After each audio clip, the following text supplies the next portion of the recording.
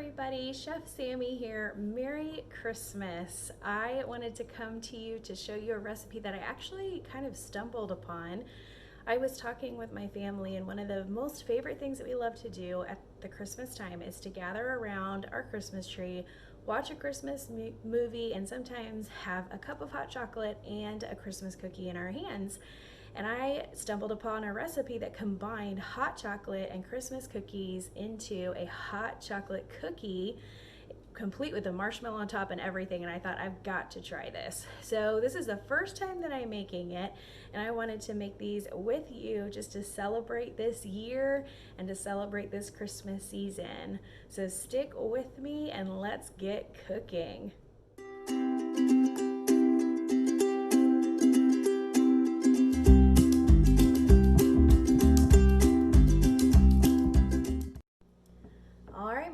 Let's get cooking. So let me show you what we have to start with. We have 2 cups of sugar, and into that we're going to be adding 2 sticks of butter. I'm also going to want to preheat my oven to 350 degrees. And these cookies will not take long to make. You want to make sure that your butter and eggs are at room temperature so that everything comes together really nicely. And I'm also using real butter, 100% unsalted butter. And I'm just going to cream those 2 things together with my mixer. And once the butter and the sugar are nice and creamed together, we're going to add in 2 eggs. Here we go. And some really good vanilla. So I have a double strength Madagascar pure vanilla. And you're gonna add in quite a bit of it. We need 2.5 teaspoons. We need that really rich vanilla flavor. And then we're just gonna cream all of that together with our mixer one more time. All right, once your wet ingredients are really incorporated, we're just gonna put that off to the side. This recipe is going to end up making about 3 dozen cookies. So you could always cut this in half and make less. The next thing we're gonna do is take 2 cups of flour. This is just regular all-purpose flour. And into that, we're going to add about 3/4 of a cup of cocoa powder. I found Hershey's dark chocolate cocoa powder at the store, so that's what I went with. Like I said, you could totally just create some variations of this. We could use, just standard cocoa powder, or if you wanted to use a really dark cacao, shaved powder, you totally could. There's lots and lots of different kinds of cocoa powder that you can use. Hershey's is a good brand. And then into that, we're gonna also add baking soda and baking powder. We have 1.5 teaspoons of each. We'll toss that in there. And then this recipe calls for sea salt, which is just going to have that really awesome, really salty flavor, which is gonna bring out that chocolate. So that will be really nice. So that was 1 teaspoon of salt. And we're just gonna give this a whisk, as my husband would call this. This is our little tiny whisk. I'm not sure if you guys watch a whole lot of YouTube, but Basics with Babish, Cooking with Babish. He's a big cooking YouTuber, and he likes to tiny whisk a lot of his things, so we had to get tiny whisks. We even have one tinier than this, if you can believe it. So we're just trying to incorporate the cocoa powder and the flour and all of the other dry ingredients really well. Something that I really like about making cookies is you kind of get to make it your own. And how many of our recipes that we've made over the course of many years have been modified and changed, or you have variations with your family, like, oh, don't follow the recipe this way, do this with it instead. I love recipes like that. All right, my friends, so that dry mixture has come together. We might see a little bit of flour at the bottom there. But the next thing we're gonna do is take our dry mixture and slowly pour it into this wet mixture. You'll notice that this is a little bit of a kind of a drier consistency, and it's gonna make a really crackly cookie. which is going to be really great for when we put our marshmallow on top and toast it just like you would your hot chocolate. So I'm just going to pour about a third of it, kind of incorporate it, and I'll do this 3 more times until everything comes together. All right, my friends, so as you can see, this dough is really, really dense. I even kind of had to get my hands dirty a little bit and mix it all together. It's a really dense dough, but that means it's not going to take as long to bake, which is nice. So the next thing we have is 1.5 cups of really good chocolate chips. And you're welcome again to kind of create a variety if you want to. Maybe put some white chocolate chips in here. This is dark chocolate. I decided to keep everything uniform. You could put some semi-sweet or milk chocolate in there. So this is 12 ounces worth, 1.5 cups. We're just going to kind of incorporate those as well. I'll do about half right now. And you can see it is a bit of a struggle to get it all in there. You're going to have to work for these cookies. And I would love to know, what are some of your very favorite go-to Christmas cookie recipes? Drop a comment. I'd love to know. All right, so you can see that all the chocolate chips have been incorporated into our batter.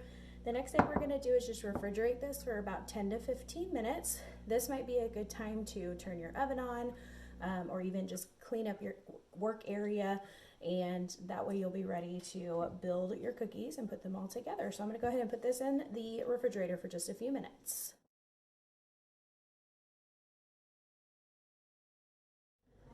All right, my friends, so this has been chilling for just about 10 or 15 minutes now, and that will allow our cookies to kind of stay formed while we put them on our baking sheet. You can choose to use whatever baking sheet you'd like. If you want to put some parchment paper down, this right here is just a nice stone. This is a rectangular stone that I'm using. I always cook my cookies on here.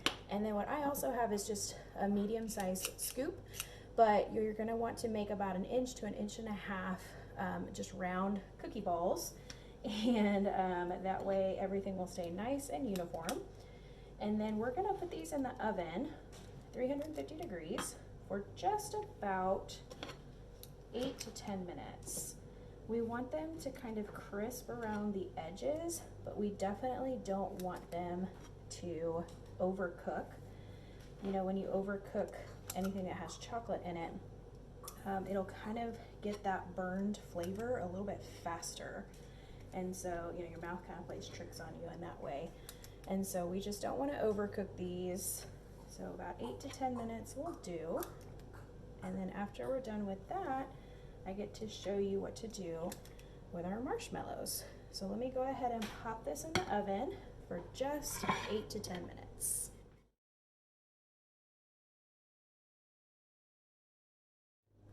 All right, my friends, so our cookies have just come out of the oven. They are still piping hot. You'll see that they're kind of crackly around the outsides, super crispy on the edges, really soft in the middle. And what we have are some marshmallows that we have cut in half, the big Jet Puff marshmallows that we have cut in half. And so we're just gonna simply lay a marshmallow on top of our cookie. I have my daughter here who's going to help me with that. She's 8 years old and is super excited to be helping in the kitchen. So Audrey, do you want to help me put some of our marshmallows on top? What's your favorite thing about Christmas?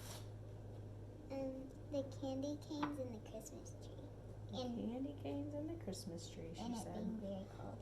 And what? And it being very cold. Cold weather. We live in Houston, Texas. It doesn't get too terribly cold down here, but that's okay. We can hope. There's a really cute recipe for melted snowman cookies. It's perfect for Houston. All right, and yes, you may have one to eat. All right, so the next thing we're gonna do is we're just gonna pop these under the broiler on low for just about 30 seconds to a minute. And that is going to kind of melt our marshmallow and make it a little bit crispy brown. And we'll see what they look like when we pull them back out. Here we go.